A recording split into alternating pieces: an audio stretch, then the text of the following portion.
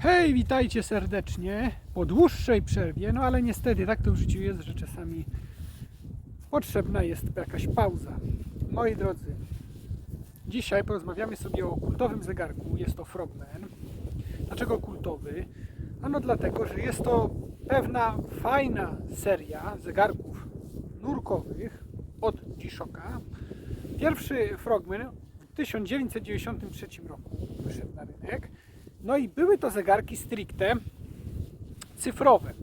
No i tak się to utarło, że tak powiem, wśród użytkowników właśnie G-Shocków, że te Frogmany to takie są cyfrowe zegarki. No oczywiście model D1000 był przełomem, ponieważ D1000 miał głębokościomierz. Jest to jedyny jak do tej pory model G-Shocka, Frogmana z głębokościomierzem, ponieważ z głębokościomierzem inne modele G-Shocka są. Ale mówimy tu o Frogmanach, moi drodzy. Tak więc kolejnym przełomem właśnie mam go na ręku. Tylko że teraz wiecie, kurtka, to trochę ciężko pokazać. Poczekajcie. O, mam go na ręku, może go tak dobrze nie widać, no ale zaraz go Wam pokażę w urywkach. Jak to wygląda dokładnie. To jest model A1000, GWF A1000. Jest to żabka, jest to Frogman, który jest w pewnym sensie również kultowy. A to dlaczego? A właśnie dlatego, że ten Frogman jest analogowy.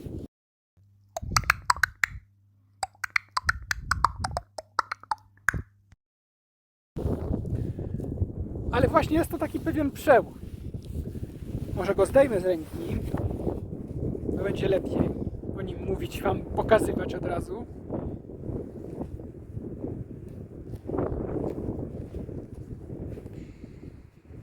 No nie jest to takie wcale proste, no niestety mamy zimę, chociaż ta zima jest taka stricte jesienna, no ale niestety takie mamy teraz pogody, tak zwane angielskie, musimy się do nich przyzwyczaić.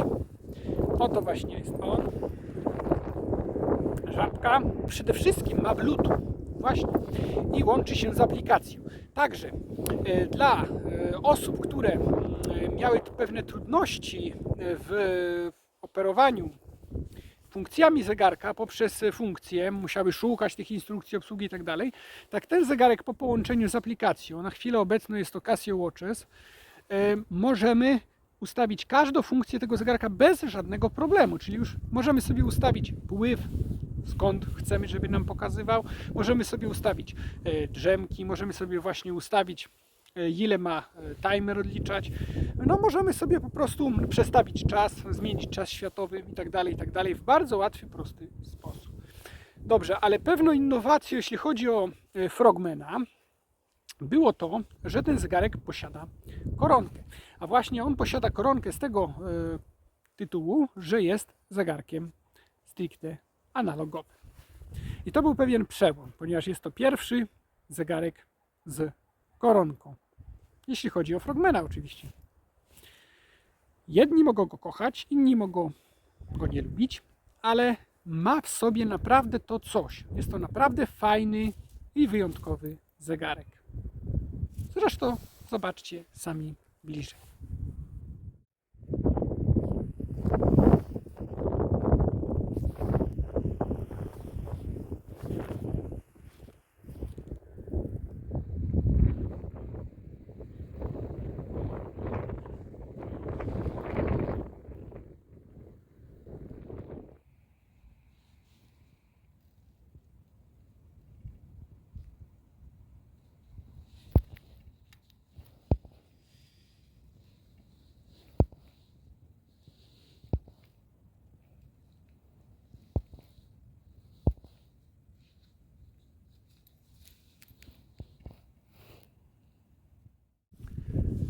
Seria analogowego Froga GWF A1000 rozpoczęła się w 2020 roku. Tak więc jest to zegarek w miarę świeży. No i jest to oczywiście ostatnia seria Froga, znaczy ostatnia, w sensie jeszcze nowszego Froga nie było, że tak powiem, takiej nowości. Więc jak na razie jest to ostatni Frog. No oczywiście na pewno będą następne. No ale jest to taka świeżynka, no chociaż jeśli można to tak nazwać świeżynką, bo mamy już tak naprawdę, no zaczął się 5. rok, 2025 rok, więc jednak 5 lat na rynku. No ale jest to naprawdę fajny zegarek. No, zegarek ten nie posiada głębokościomierza, ale posiada dziennik nurkowania. Tak jak większość frogów.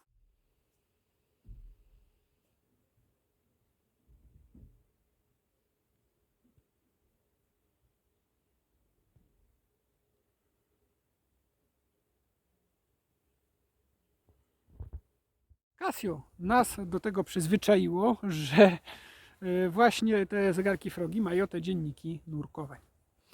Kolejną rzeczą charakterystyczną zegarków Frogman jest żabka. Nie wiem, czy to będzie widać, ale jest taka żabka na dekielku i na każdym dekielku zegarka Frogman jest bardzo fajna żabka.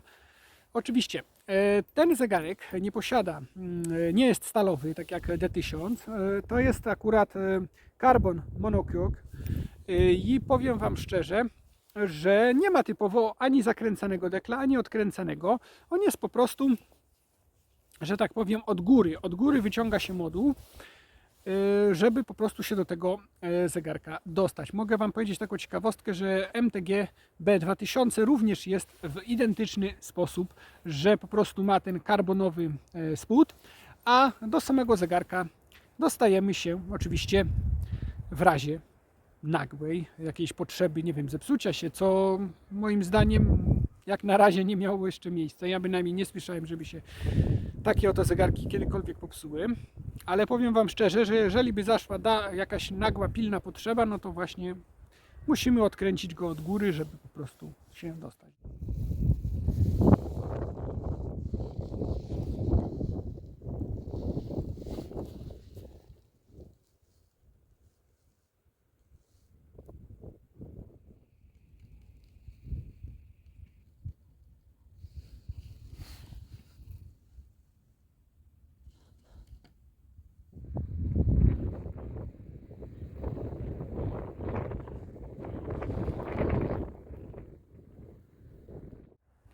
Cechą charakterystyczną każdego Frogmana jest to, że posiada on asymetryczną obudowę względem położenia paska. Nie jest on tak idealnie równo, tylko jest tak delikatnie przesunięty, co też sprawia lepszy komfort noszenia, ponieważ nadgarstkiem nie zawadzamy tak bardzo, akurat w tym przypadku o koronkę, o tyle w innych Frogmanach o wystające guziki czy przyciski, prawda? Zegarek ten powstał w kilku różnych wersjach i właśnie zobaczymy teraz, jakie do tej pory wersje tego zegarka powstały.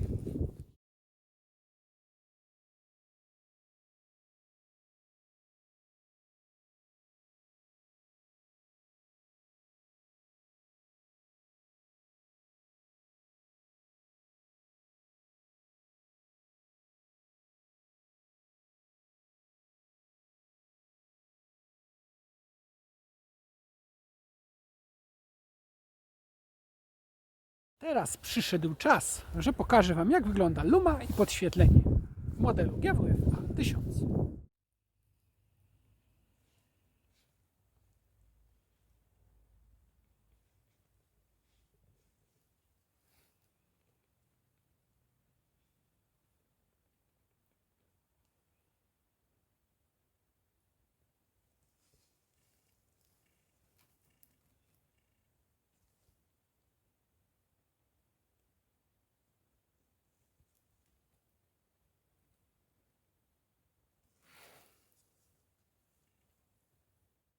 Moi drodzy, jest jeszcze taka ciekawostka, że podświetlenie, jak już zdążyliście zauważyć, nie gaśnie szybko, tylko gaśnie tak delikatnie powoli. To bardzo mnie miło zaskoczyło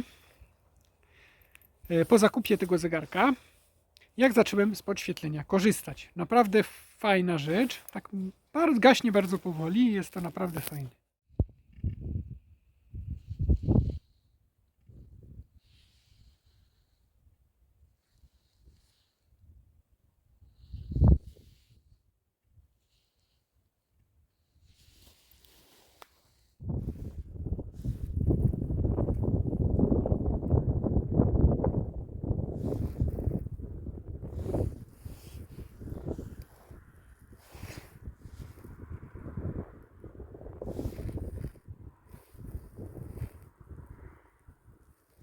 Kochani, a jak wygląda set do modelu GWF A1000?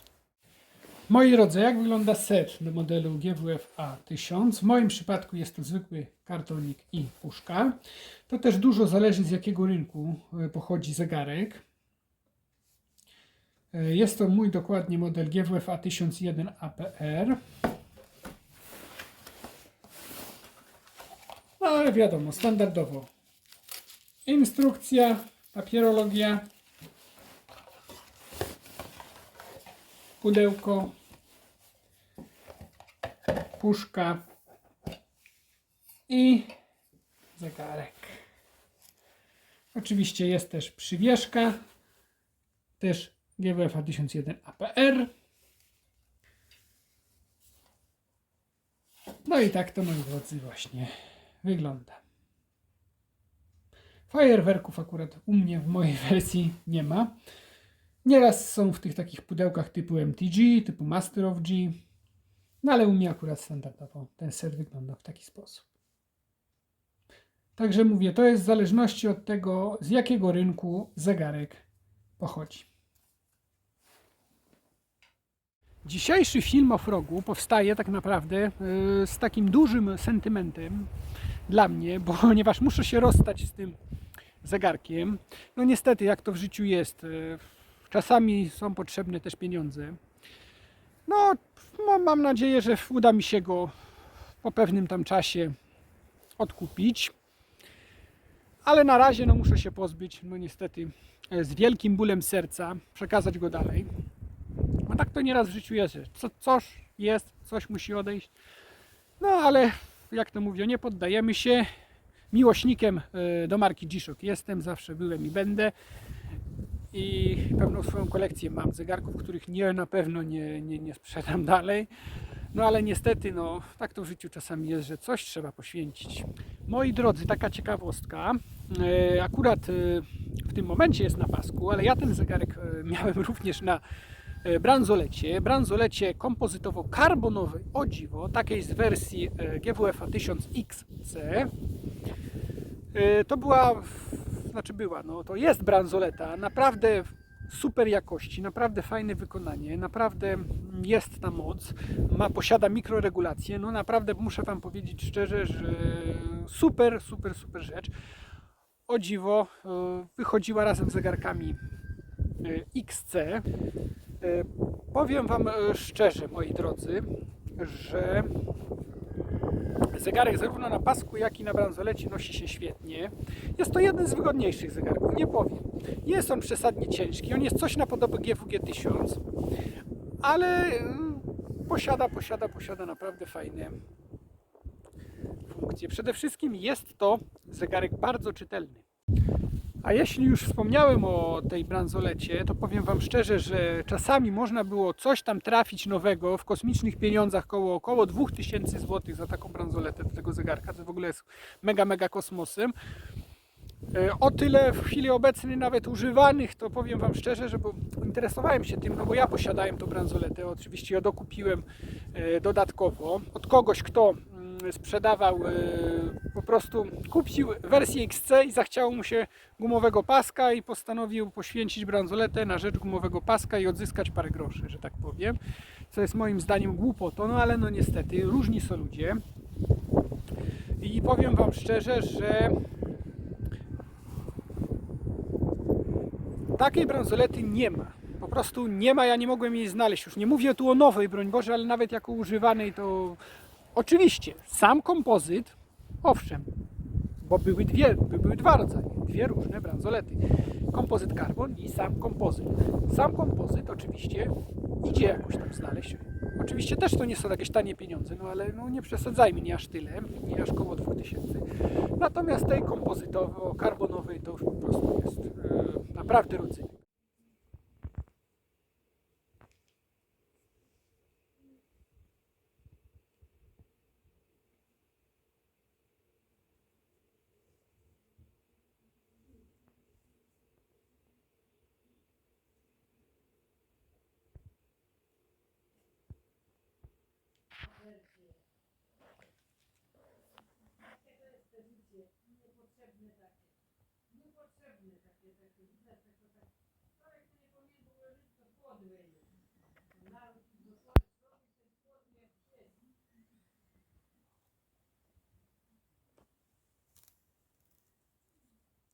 Jeszcze kilka słów odnośnie paska.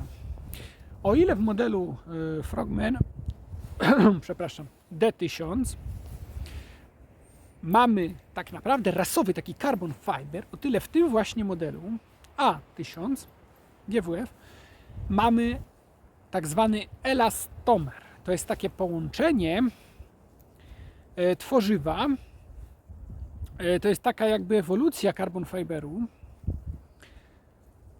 że jest mega wygodny. On mimo tego, że jest bardzo gruby, bo on jest gruby, to jest gruby pasek, on jest naprawdę, układa się do ręki i naprawdę jest mega wygodny. Także naprawdę Casio poszło w dobrą stronę.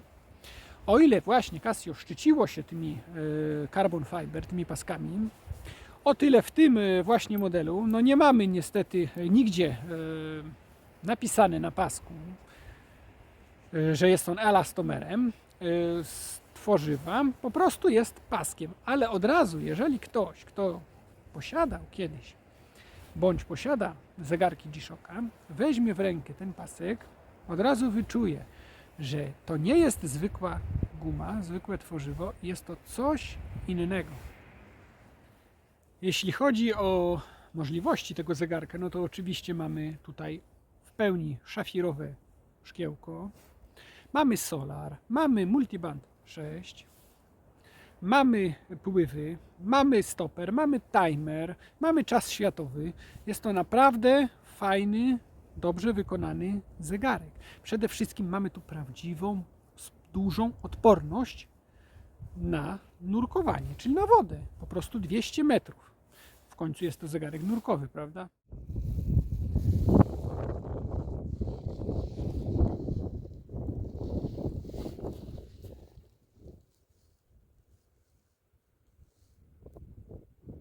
Ale dobrze, porozmawiajmy sobie już na spokojnie o funkcjach tego zegarka. Moi drodzy, może to część o funkcjach. Rozpoczniemy po prostu od aplikacji. Tak jak powiedziałem wcześniej, zegarek łączy się z aplikacją Casio Watches. Wcześniej były to inne aplikacje. Było to G-Shock Move oraz G-Shock Connected. To w zależności od tego, jaki to był zegarek połączony, bo były różne modele. Jedne modele współpracowały z jedną, a inne z inną aplikacją. Natomiast w tym momencie mamy Casio Watches, zegarki Casio i ta aplikacja obsługuje już wszystkie nasze G-Shocki. No ale dobra. Przechodząc do sedna, odblokowujemy telefon i teraz tak. Przechodzimy do aplikacji Casio Watches. I teraz tak, jeżeli moi drodzy nie macie zainstalowanej aplikacji Casio Watches, należy ją ściągnąć czy ze sklepu Play, czy z App Store'a, zainstalować. Oczywiście podać maila, wpisać hasło. No już tego nie będę Wam pokazywał, jak to się robi, ale myślę, że każdy będzie wiedział, o co chodzi. I teraz tak. W tej aplikacji na górnej belce będą nam się wyświetlać wszystkie te zegarki, które są skonfigurowane przez nas. I teraz tak. Ja łączyłem jak do tej pory właśnie żabkę, widzicie, GWF 1000 oraz GPRH 1000, czyli naszego nowego rangemana. No i tak po prostu to zostało. Nie usuwałem tego. I teraz tak. Wchodzimy w to i możemy na przykład do naszego GWF 1000 instrukcji manualnej poczytać, po prostu jak manualnie przestawić funkcję w zegarku. Oczywiście manualne przestawienie funkcji w zegarku jest dużo trudniejsze, dlatego Wam pokazuję aplikację. No i ta instrukcja manualna jest oczywiście po angielsku, tak jak i cała aplikacja Casio Watches. Dobrze, moi drodzy, teraz tak, to My Watch, wchodzimy sobie do mojego zegarka, no i mamy informację, że mamy No Connected, czyli mamy po prostu niepołączony. Żeby go połączyć, musimy włączyć nie tylko Bluetooth, moi drodzy, Bluetooth, ale również lokalizację. To jest bardzo ważna rzecz.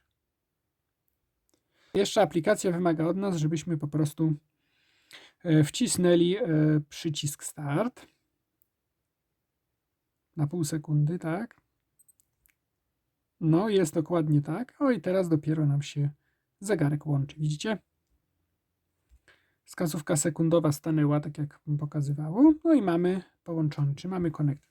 No i teraz jeszcze jest taka ciekawostka, że mamy tutaj w rogu poziom naładowania naszego akumulatora. Poziom naładowania akumulatora jest pokazywany za pomocą takich kreseczek. Raz, dwa, trzy, 5 przedziałów. Jeżeli byłby mniejszy, no to odpowiednio mniej pól byłoby zaczernionych. Ja bardzo dbam o zegarki, ładuję na bieżąco, także u mnie zawsze jest wszystko na full. No ale dobra, to jest jeszcze nie wszystko. Mamy dalej te funkcje zegarka. Czyli mamy alarmy, timer, punkt wpływów, czas światowy, no i po kolei. Jeśli wejdziemy w alarmy, musimy oczywiście chwilę poczekać. Możemy sobie tu ustawić oczywiście palcem. Tak nie chcę, żeby zasłaniać. O, widzicie? Godzinę, minuty oraz przed południem czy po południu. No i teraz tak. Wszelkie zmiany, jakie dokonamy w aplikacji, będziemy musieli potwierdzić Send Setting to Watch. Potwierdzić i wtedy dopiero aplikacja przesyła informacje do zegarka. No i żeby aktywować alarmy, no to musimy kliknąć właśnie w taki sposób. No ale ja tu nie chcę nic aktywować. No i jeszcze aplikacja się nas pyta, czy na pewno chcemy ją opuścić, czy też nie. Znaczy się opcje alarmów. No tak, chcę. No i podobnie jest z timerem. Musimy oczywiście chwilę poczekać, bo aplikacja musi szczytać, jak było połączone z zegarkiem do tej pory. Jakie ustawienie było na zegarku. No ja mam akurat na 10 sekund, ale mogę sobie ustawić na 5 sekund. No i teraz chcę Wam pokazać, jak to wygląda. Damy Send Setting to Watch. Nie wiem, czy zwróciliście uwagę, na zegarku wskazówka sekundowa obróciła się, stanęła nam na polu Yes, czyli na polu Y, czyli że operacja została pozytywnie wykonana. Teraz mamy punkt wpływów. To już musimy poczekać chwilkę. Tylko nie wiem, czy ta mapka się nam wczyta, czy nie, bo mamy wyłączony internet. Też nie chciałem, żeby nam za dużo przeszkadzało powiadomień w trakcie nagrywania. O, widzicie, musiałem internet, a teraz go wyłączę. Mapka się wczytała, ale się wyłączył. No to jeszcze raz włączę. Może mam nadzieję, że nie będzie nam nikt przeszkadzał z powiadomień w trakcie nagrywania. No jeszcze poczekamy chwilę. Dobra, o już ktoś tam nam przeszkadza. Dobrze. Czyli mamy Danię, mamy Getser Danii.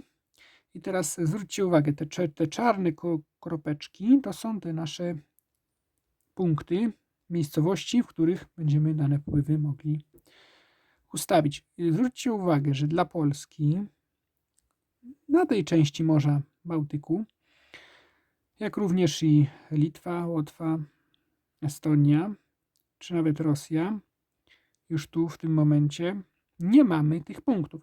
Właśnie, dlaczego my tych punktów nie mamy? A dlatego, że ta strona Bałtyku jest bardzo, że tak powiem, spokojna. Więc te pływy nie są aż tak wielkie i dlatego mamy te punkty.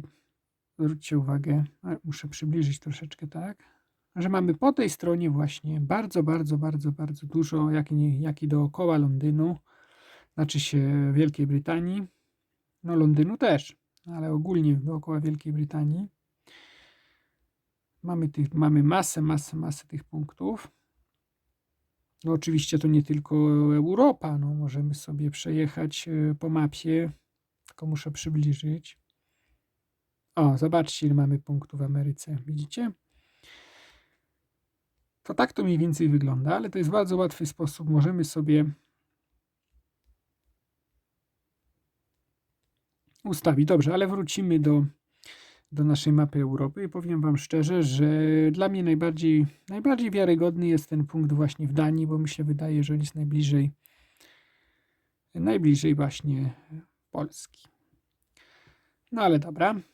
To tak jak powiedziałem, byśmy chcieli zmienić punkt, musimy kliknąć na inne miasto, musimy zrobić Send Setting to Watch. No ale akurat ja zmieniać tego punktu nie będę. Dobra, wyłączę ten internet, żeby nam to nie przeszkadzało. Dalej mamy czas światowy. Możemy sobie ustawić czas światowy. I tu też na zasadzie mapki, jak widzicie. Tylko też bym musiał, no to włączę jeszcze na chwilę. A już tam coś tam nam przychodzi z tych powiadomień. Chwilę to trwa, zanim to się wczyta, wiadomo. No, wczytało nam się. Ja akurat mam Nowy Jork. Podobnie jak na zasadzie pływów mamy te kropeczki miast. I możemy sobie ustawić ten czas światowy. No oczywiście również tyczy się to Europy.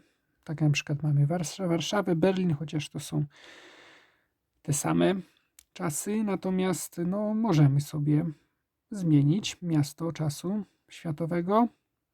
Te same strefy. Akurat u nas. Ale mamy tu możliwość wyboru większej ilości miast, prawda? No, mi najbliżej jest wiadomo Warszawa. Jesteśmy w Polsce. To tak to mniej więcej wygląda. No dobrze, przechodzimy dalej. Teraz mamy jeszcze synchronizację czasu.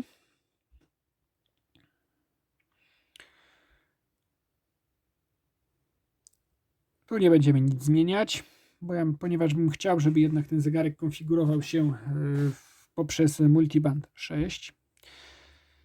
Chociaż powiem Wam szczerze, po synchronizacji z aplikacją zegarek nie złapie sygnału multibanda 6. On dopiero po pewnym czasie od niesynchronizowania się z aplikacją dopiero zacznie go łapać. Dobra, dalej mamy tak. Czyli mamy manualną korektę wskazówek. Możemy sobie właśnie ustawić. Widzicie? W razie by nam się rozjechały, nie daj Boże. No, a żeby z tego wyjść, to musimy jednak strzałeczką. A już za daleko wyszłem. Jeszcze raz. Dalej mamy jeszcze Watch Setting, czyli inne ustawienia zegarka. No to mamy jeszcze dźwięk przycisków, czas letni.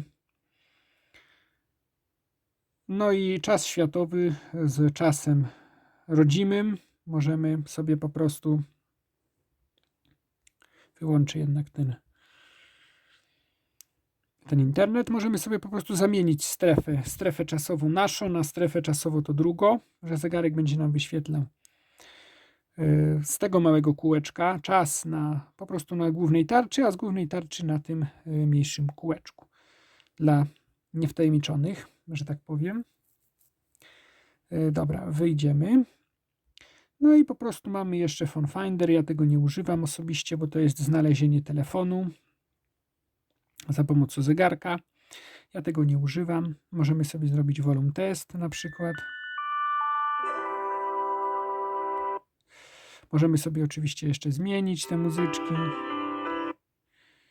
No ale ja tego kompletnie nie używam akurat. No i żeby zrobić, to musimy oczywiście potwierdzić save, żeby przekazać informację do zegarka. Możemy wtedy za pomocą przycisku w zegarku znaleźć telefon, że na telefonie zacznie nam grać ta muzyczka.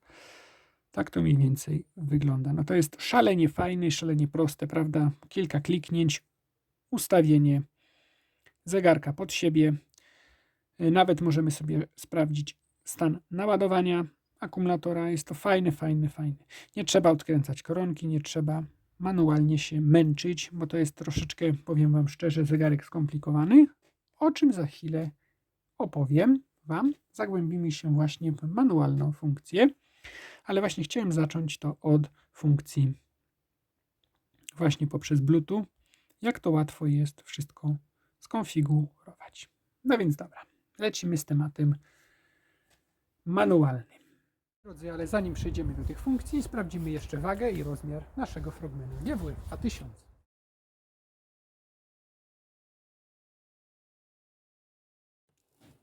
A więc dobrze, jedziemy z tematem funkcji. Jeszcze chciałem wspomnieć kilka słów o samych przyciskach, zanim do tych funkcji przejdziemy.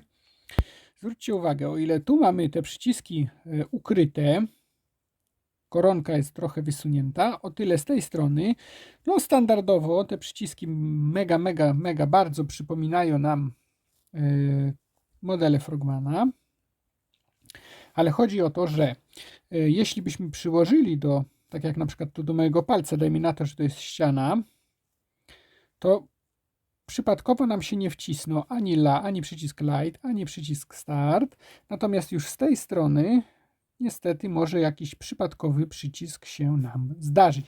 Aczkolwiek no nie będzie się to raczej pojawiać, bo jeżeli będziemy to akurat na ręku nosić z tej strony, to powiem Wam szczerze, że nie powinno się nic takiego wydarzyć. Też przez to, że jest przesunięty po prostu. Cała koperta jest przesunięta względem paska. No ale dobra, zaczynamy funkcję od trybu nurkowania, bo oczywiście jak wiemy nasz Frogman nie posiada głębokościomierza. Jedyny Frogman, jaki posiada do tej pory głębokościomierz, jest to model D1000, model cyfrowy. Zobaczcie jak wygląda. Oraz innym G-Shockiem, który posiada głębokościomierz, był model GWN-Q 1000. Zobaczcie jak wygląda. Innych modeli, które posiadają głębokościomierz na chwilę obecną, po prostu ja nie kojarzę. Jeśli jest inaczej, proszę poprawcie mnie w komentarzu. No ale dobra, jedziemy. Czyli teraz tak, głębokościomierza nie mamy, ale mamy dziennik nurkowania. Cóż to jest ten dziennik nurkowania? Dziennik nurkowania jest to odmierzanie czasu, jaki po prostu spędzamy podczas nurkowania, jak również podczas wynurzenia się z wody. I teraz tak, zegarek oblicza nam czas do 2 godzin nurkowania oraz czas wynurzenia się na powierzchni. Żeby wejść do trybu nurkowania w modelu GWF 1000 musimy wcisnąć po prostu dolny lewy klawisz aż do takiego charakterystycznego piknięcia. Zwróćcie uwagę. O, słyszeliście? Zobaczcie, jak ta mała wskazóweczka, widzicie? Na takim kwadraciku nam wskazuje nam taki kwadracik, zatrzymała się. No i wszystkie wskazówki, poza oczywiście tą tarczą, na tej tarczy mamy cały czas odmierzany rzeczywisty czas, jaki jest teraz w naszej strefie czasowej. Natomiast sekundowa, jak i minutowa i godzinowa oraz w tej małej tarczy wszystkie stoją na 12 w górze. I teraz tak, żeby rozpocząć nasze nurkowanie, wciskamy Start i zwróćcie uwagę. Wskazówka sekundowa odmierza nam sekundy nurkowania. Teraz jest taka ciekawostka, zarówno wskazówka godzinowa, jak i wskazówka minutowa są już ze sobą sprzężone i będą nam pokazywać minuty nurkowania. Natomiast za godziny nurkowania odpowiada właśnie ta mała subtarcza, widzicie?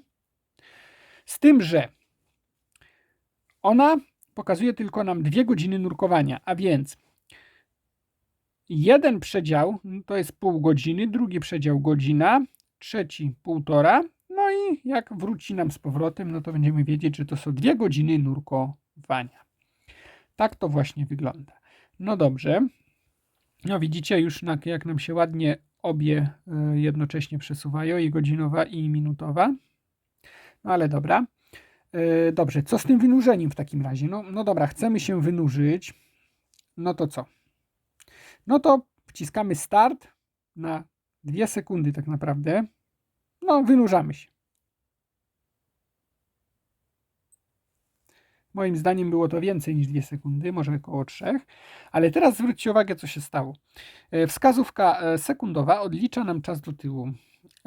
I to jest właśnie nasz czas wynurzenia. A dlaczego jest tak zrobione? A właśnie dlatego to jest tak zrobione, że żeby nam się po prostu nie pomyliło to z nurkowaniem, bo jeżeli by to w ten sam sposób chodziło, no to byśmy się bardzo łatwo mogli pomylić, czy to jest nurkowanie, czy to jest wynurzenie, a tak to już wiemy na 100%, że jesteśmy teraz wynurzeni i czas, który będzie teraz obliczony, jest to czasem wynurzenia.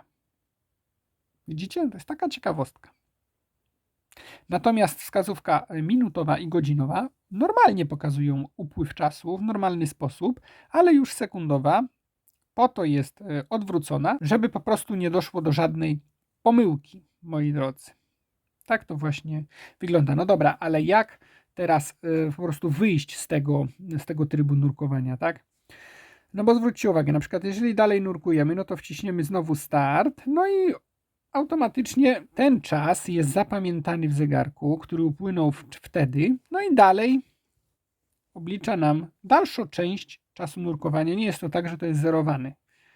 Na tej tarczy mamy oczywiście godziny i minuty, które po prostu są faktyczne według naszej strefy czasowej, tak jak już to wcześniej powiedziałem.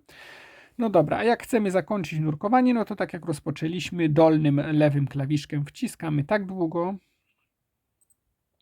O.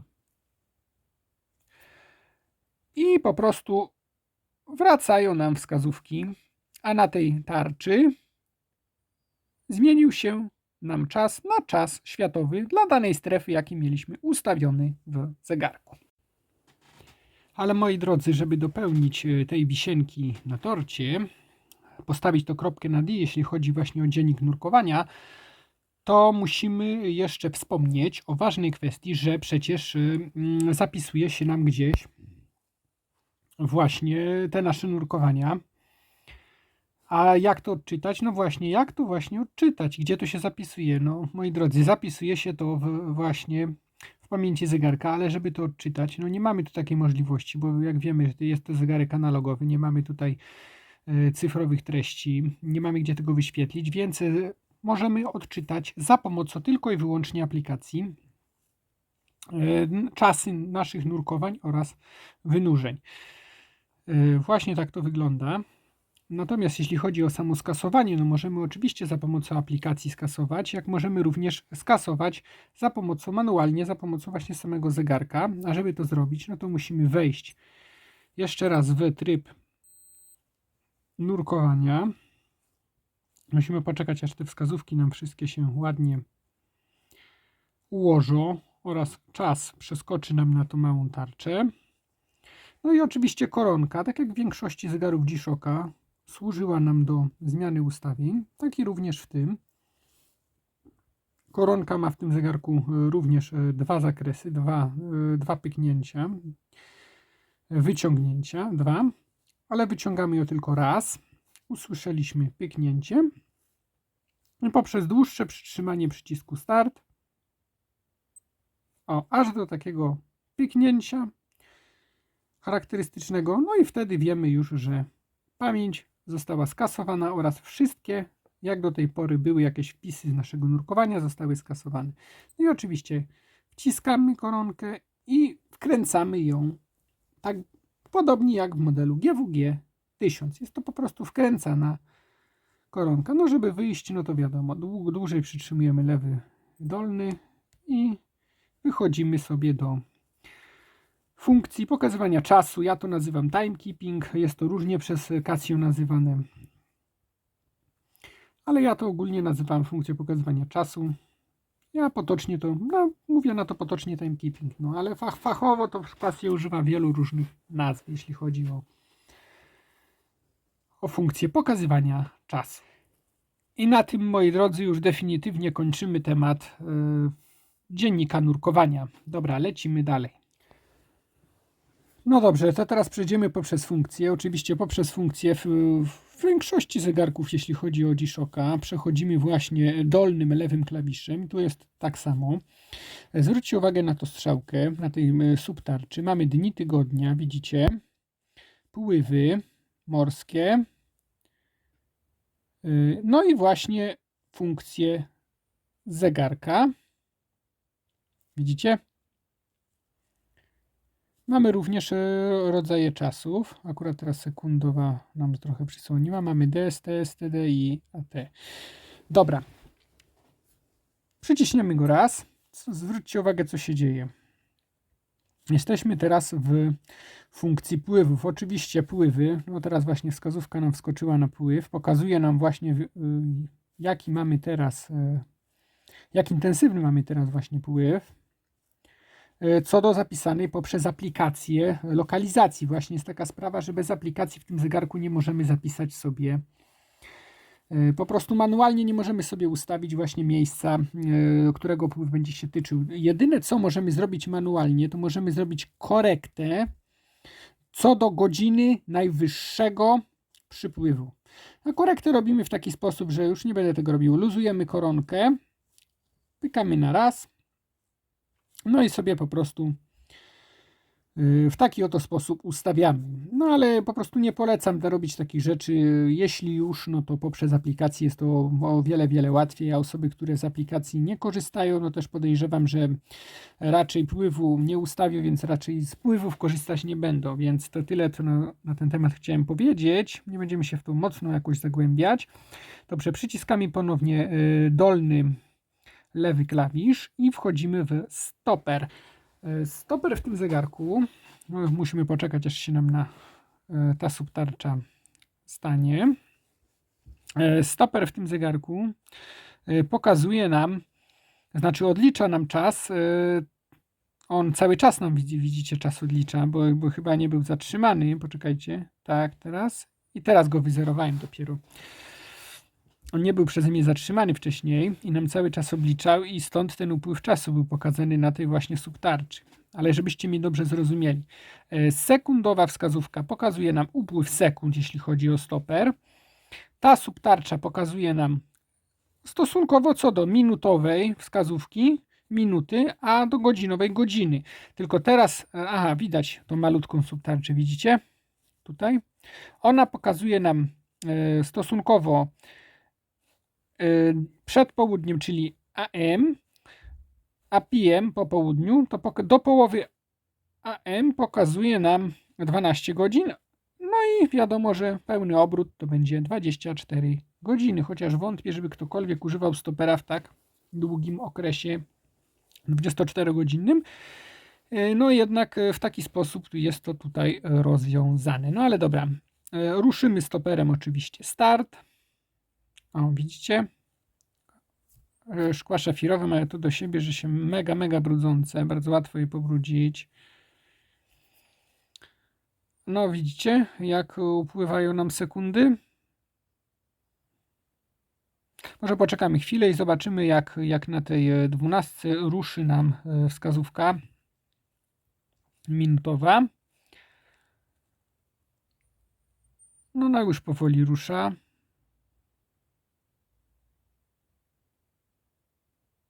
No poczekamy, niech to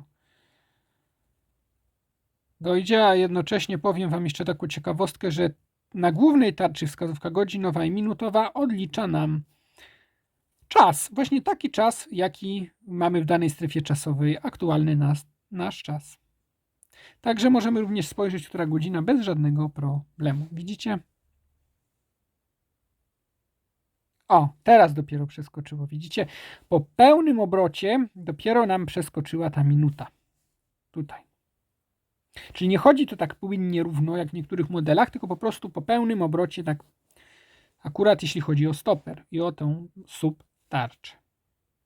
No dobra, zatrzymujemy również startem, kasujemy górnym lewym przyciskiem. O, widzicie, wszystko się nam fajnie wykasowało. Dobra, przechodzimy dalej. Oczywiście dolnym lewym przyciskiem wchodzimy do timera. Widzicie TR. No i funkcja timera. Ja akurat mam ustawiono, no, tak jak w przypadku funkcji stopera, również odpowiada nam ta subtarcza. Jedna i ta malutka druga.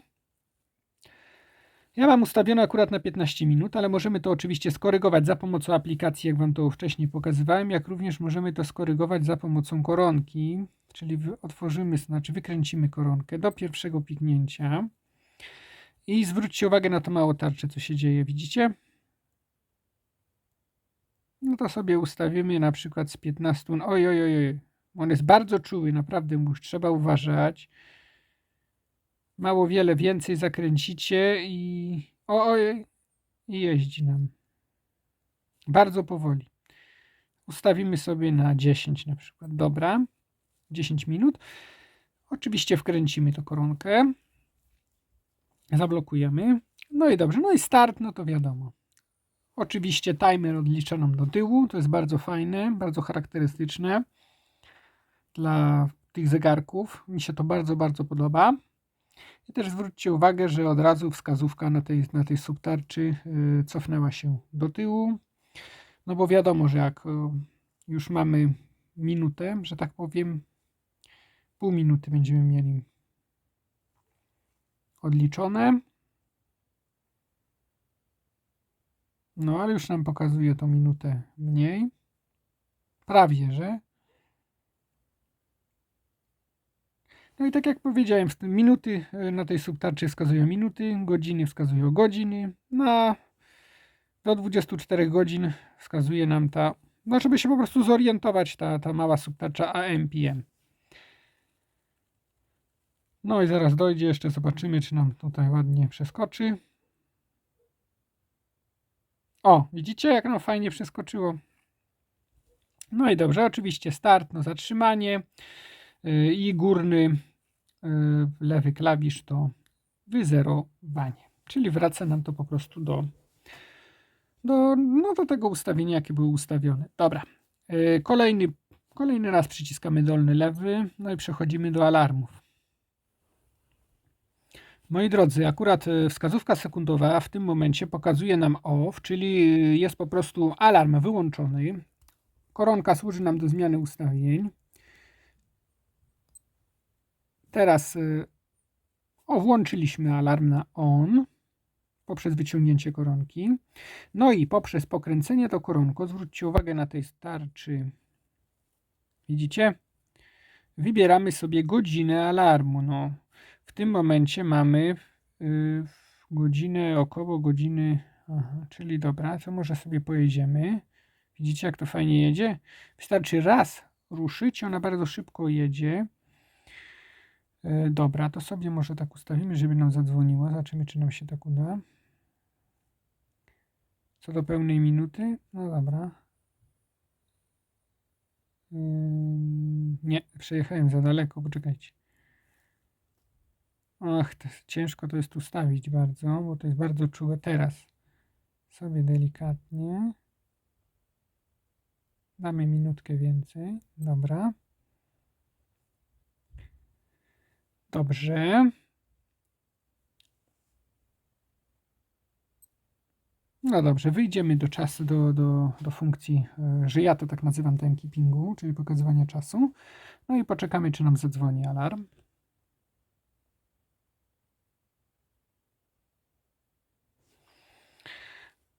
Tylko czy tam był ustawiony, i jeszcze raz wejdziemy w ten alarm, bo może on był ustawiony na, nie zwróciłem uwagi.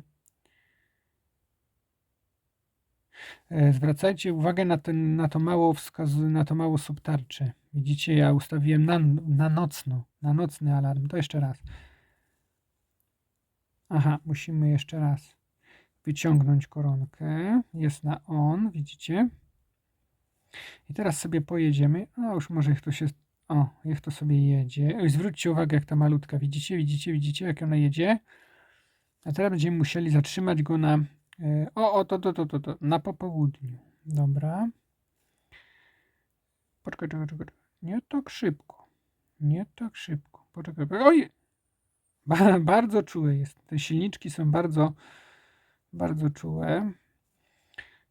5, 35, 6, to na 37. 5, 6 i 7. Dobra. Wyjdziemy do funkcji pokazywania czasu.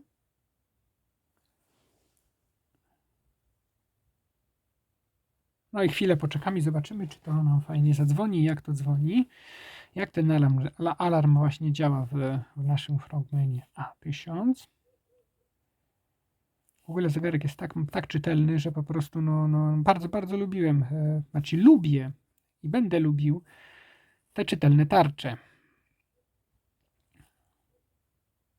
No Luma też jest fajna w tym zegarku. Już pokazywałem wcześniej, jak wygląda.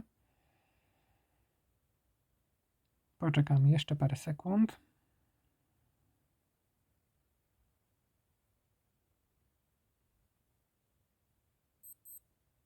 Działa. Słyszycie? Może nie jest to jakiś mega ostry dźwięk, ale mi się wydaje, że powinien nas poinformować. No dobrze, moi drodzy. No to teraz jeszcze raz wejdziemy w ten alarm. I teraz go zdezaktywujemy, po prostu wyłączymy go. To może tak, ustawimy sobie na 12:00. Aha, muszę najpierw wyciągnąć koronkę. A i to może do tyłu go cofniemy. Ustawimy sobie na 12:00. Dobra. I sobie go zdezaktywujemy po prostu na off. Widzicie, za pomocą przycisku start przeskoczyło nam na off, czyli alarm będzie nam nieaktywny. Dobra. Koronkę sobie dokręcimy. No i tak to wygląda. Jeśli chodzi o funkcję Frogmana, no to byłoby na tyle. Oczywiście możemy jeszcze manualnie dokonać korekty wskazówek. Możemy jeszcze dokonać manualnie na przykład wyboru strefy czasowej, przy tym, że tu nie mamy tego ringu, na którym są strefy czasowe, a więc po prostu musimy się sugerować tak, że jeżeli wskazówka sekundowa będzie równo na godzinie 12, no to jest strefa czasowa 0+0. Natomiast jeżeli będzie odchylona w prawą stronę, no to będziemy mieli ten czas +1, oczywiście sekunda. Każda sekunda to będzie nam odpowiadała za godzinę. Tak samo i w drugą stronę -1, czyli po prostu za strefę godzinowo minus. My jesteśmy w tym momencie w strefie Paryża. No i jesteśmy też w czasie zimowym, no bo mamy zimę. Jeśli chodzi o samą czytelność, to już tak jak powiedziałem wiele razy, że jest niesamowicie czytelny, niesamowicie ładny jest. Ten żółty kolor robi mega robotę, a ten ring pięknie się mieni, w tej subtarczy. Datownik nie jest za duży, ale jest bardzo czytelny. I Luma, tak jak pokazałem, jest naprawdę mega ładna.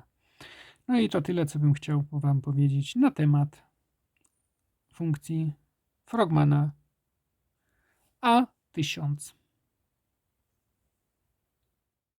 Moi drodzy, w dzisiejszym odcinku to już wszystko. Będę się starał dla Was coś nagrać częściej. Ale tak jak powiedziałem, no jakoś ostatnio potrzebna mi była dłuższa pauza.